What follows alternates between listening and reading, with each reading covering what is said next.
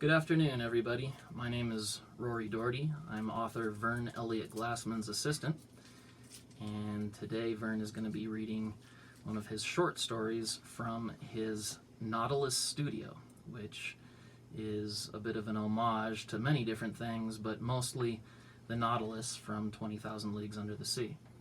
As you can see behind me, it is quite impressive. Very unique,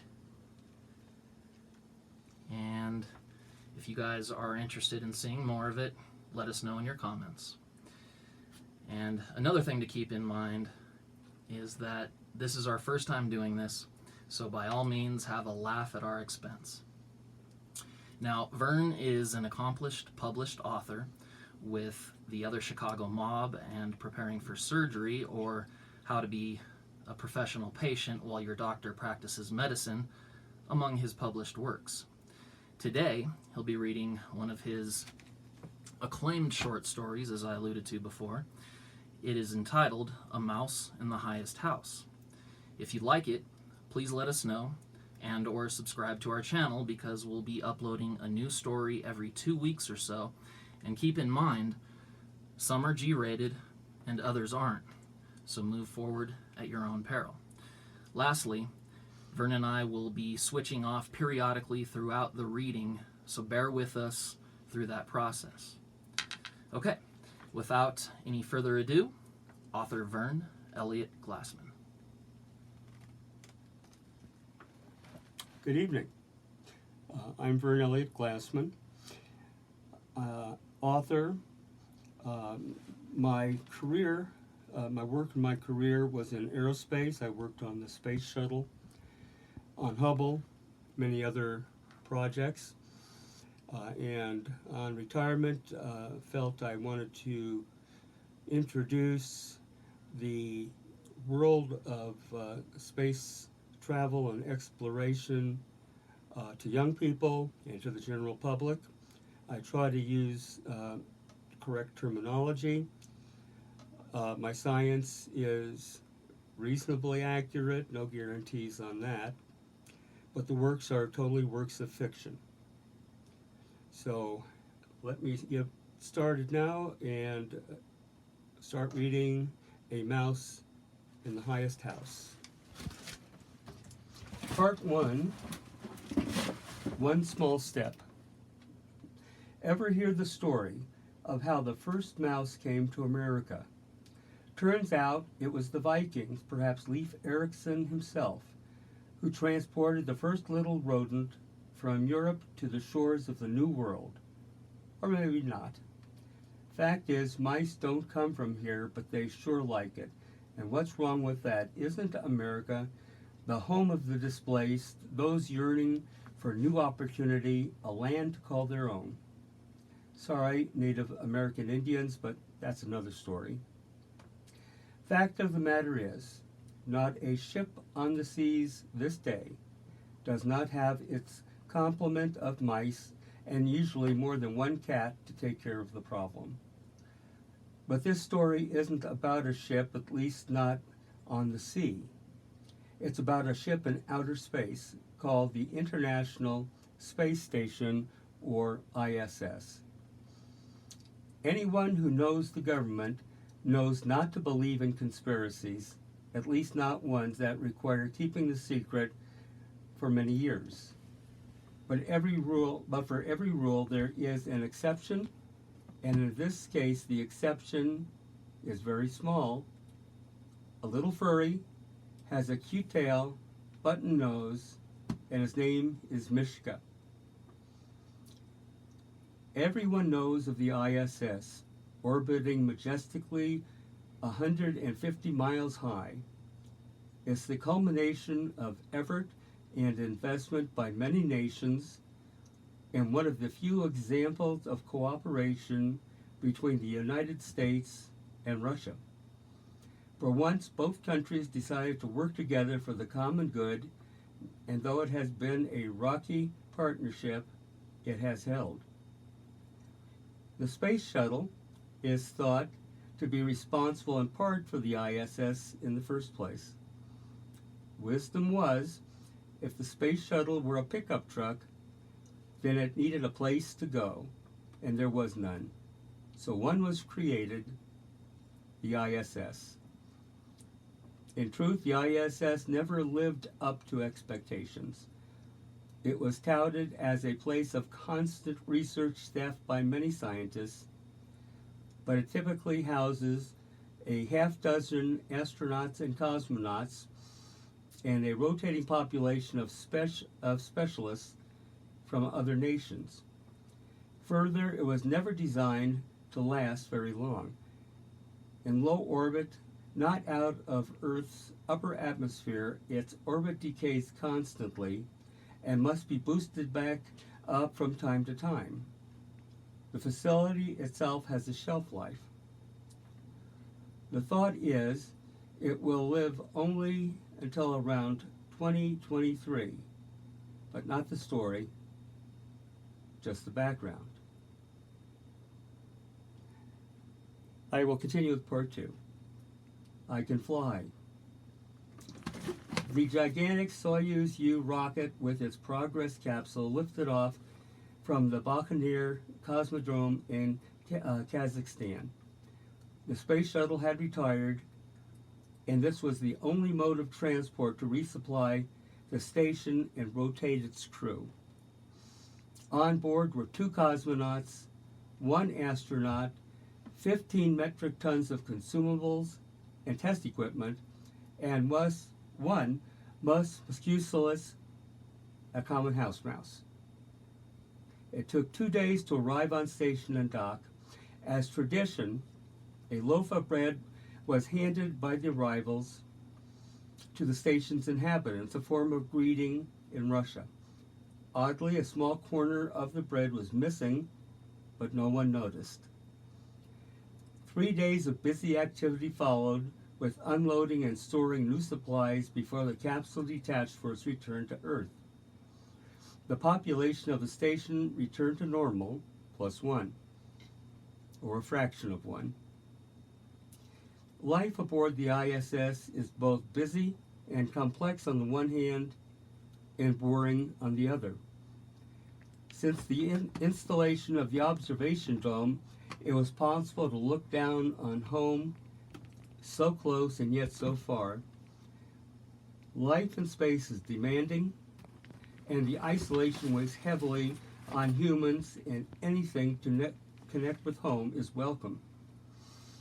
For this reason, experiments growing plants are very popular, as it is a tangible connection to what can only be viewed through the window 150 miles away. So close and yet so far.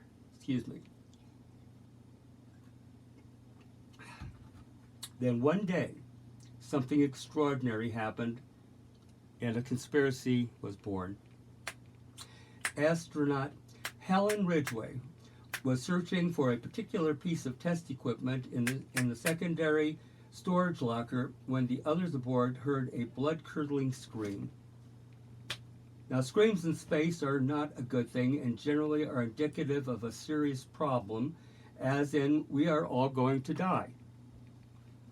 The other 5 members of the crew floated as fast as possible to the storage bay and got stuck accessing the pressure door at the same time.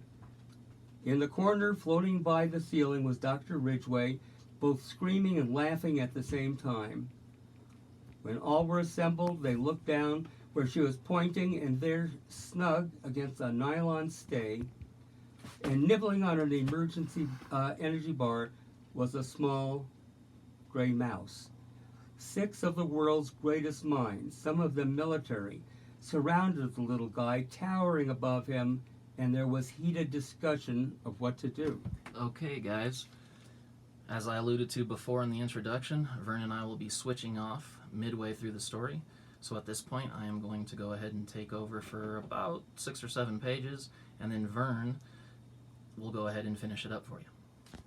Okay.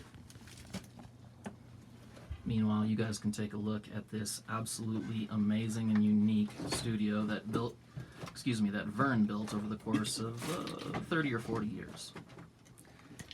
And here we go, we're doing our transfer. Ooh.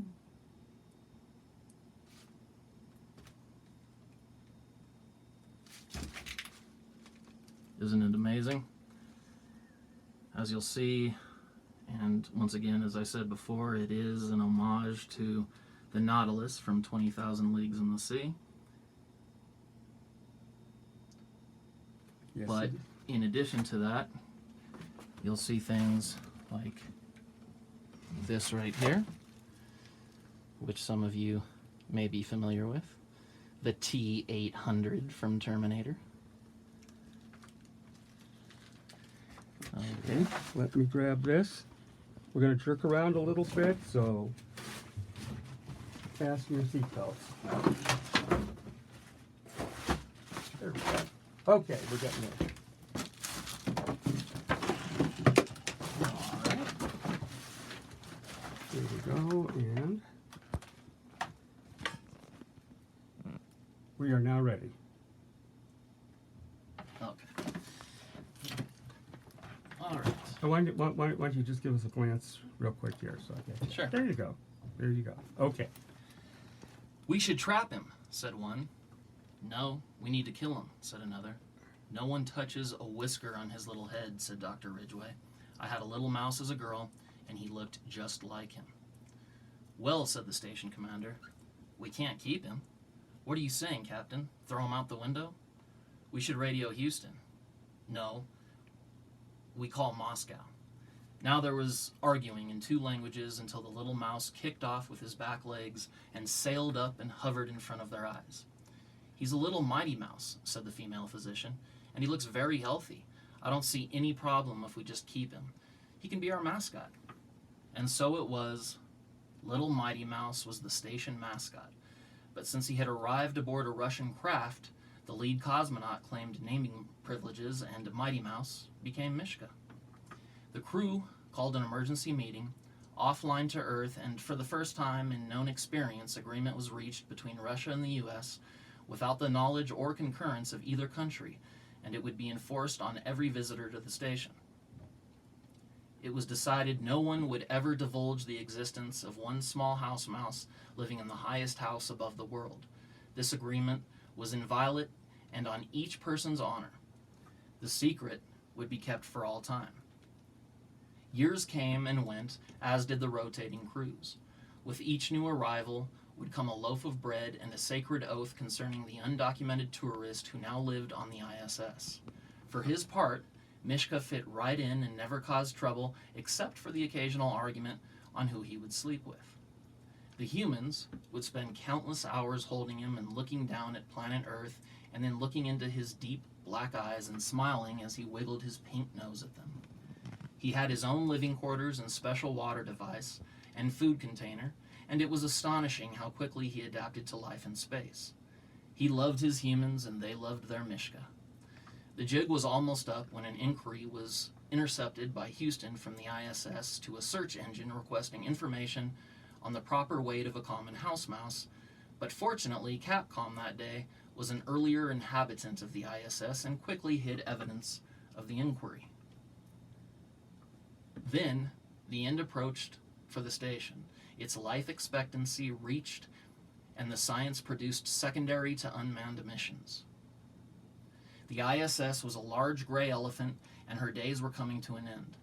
The final mission to the ISS was launched in 2023 from Cape Canaveral, the maiden flight of the new space rover, the Constitution.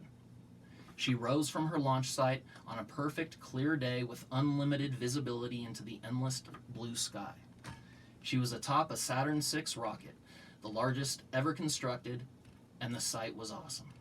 The rover had seats for 8, but only a crew of 2, and she carried no supplies.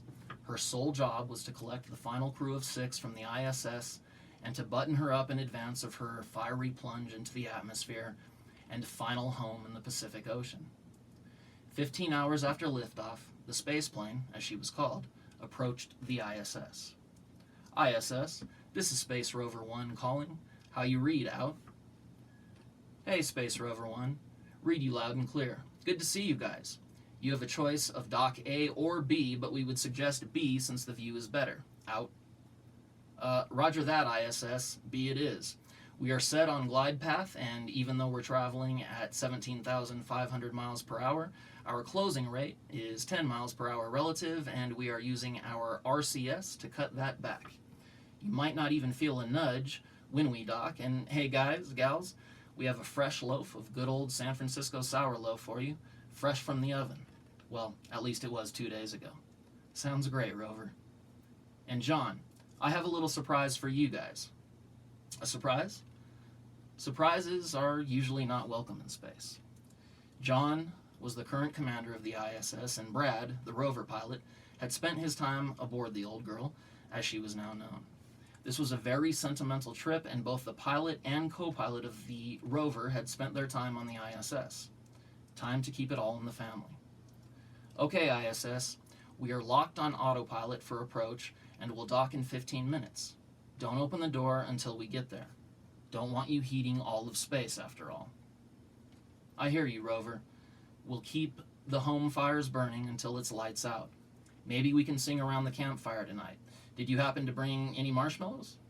Brought something better than that, ISS. Wait and see. The next knock you hear will be us at your door. A half hour later, the rover was securely docked at B and powered down. The two astronauts unbuckled from their seats, and while the pilot grabbed the loaf of bread, the pilot picked up a little box, and they both floated to the hatchway. The hatch was undogged, and so was the reciprocal one on the accessway from the ISS. The door was swung inward, and the two rover astronauts were faced by the 6 from the ISS, and pleasantries were exchanged along with the loaf of bread. Then Brad, the rover pilot, handed John a little box and smiled. Here, something for the other Earthling aboard the station. John carefully opened the box, and a little female gray house mouse floated up, legs and arms all out stiffly, and little black eyes bulging. He carefully took her in his hands and said, I have someone I'd like you to meet. And they all retreated to the interior of the space station. As they settled in, a couple of the astronauts went looking for Mishka and came back a few minutes later with him in their hands. Slowly and carefully, they introduced Mishka to his new friend, who they called Minnie. Everyone was smiling as the two mice nudged and sniffed each other, and Mishka floated around Minnie and quickly taught her how to move in 0G. Smiles were on all faces, and they tried not to think how brief the new friendship would be considering the fate of their home. 10 days passed quickly as the station was buttoned up and generally powered down. A few of the expensive and delicate instruments were removed and stored for return to Earth, and soon it was time to say goodbye. The sadness was particularly deep. Not only were humans saying goodbye to the International Space Station, man's greatest expenditure for pure science and the last meaningful venture of mankind in the cosmos. Certainly unmanned missions were planned, and in reality, anything that could be accomplished on the ISS or by man in space could be better worked by robotics. It had been determined that man could not survive the journey to Mars, so that pipe dream was put to rest. With Mars out, there was no practical purpose served by going back to the moon. Been there, done that. So when the pressure door was closed, that last and final time, it also closed on humans in space. It had been a good run, but practicality and budgets finally overtook the dream. The dream, television and movies accepted, had honestly grown rather long in the tooth anyway. Okay, guys, I'm going to go ahead and allow Verne to take over and close this story out. Once again, fasten your seatbelt as we give each aid. Over.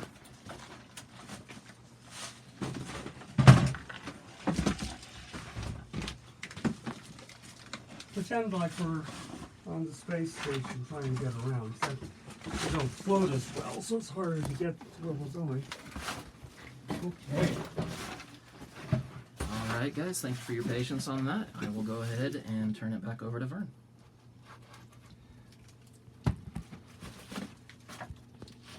John was the last to leave, and after great discussion, it was decided that Mishka and Minnie would stay aboard. It violated just too many rules and presented too many problems to take them home.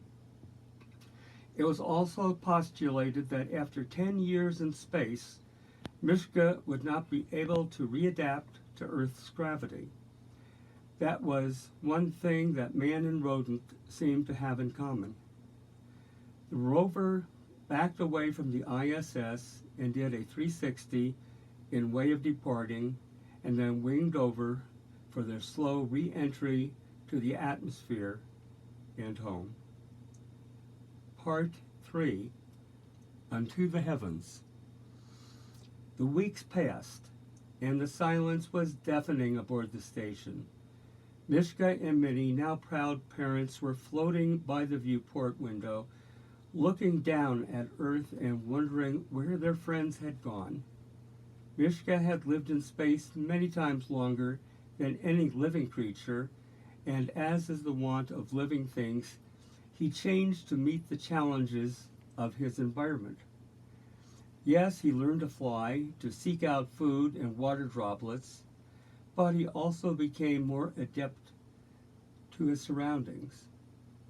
He was always considered the pet, and yet he always considered the humans his pets, and now he wondered what had happened to them. But he had new and more pressing problems to deal with. He was now with family, and with that came responsibility. NASA programmed the ISS to re-enter the atmosphere at a set time, but when the command was given, something very unexpected happened. The ISS used its positioning thrusters and moved the giant assembly deeper into space. NASA considered sending a rocket up to destroy it, but then decided to simply let it go. Too much debris. What they never knew was that the control circuitry had been gnawed through by sharp mouse teeth and then somehow rewired. The ISS flew for what seemed forever into the heavens. After 50 years, it somehow left the solar system entirely and headed into deep space. Its nuclear power source still operated, and condensation provided water for a very large mouse population, and they always had enough to eat, and the oxygen generator still functioned. In thousands of years, after the destruction of Earth and all her ground-hugging inhabitants, it was Musmusculus that first made contact with living creatures in another galaxy.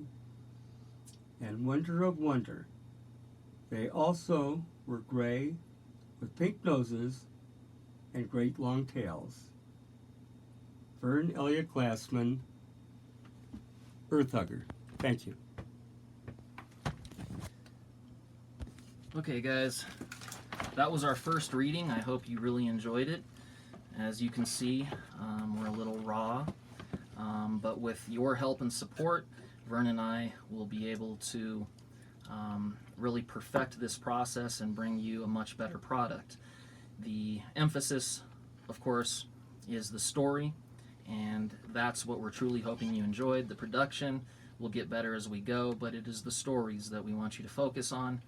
And with the upload of new stories every 2 weeks or so, as I said before, you will get a chance to really appreciate several different versions of works from Verne. So on that note, I will let you go until we meet again.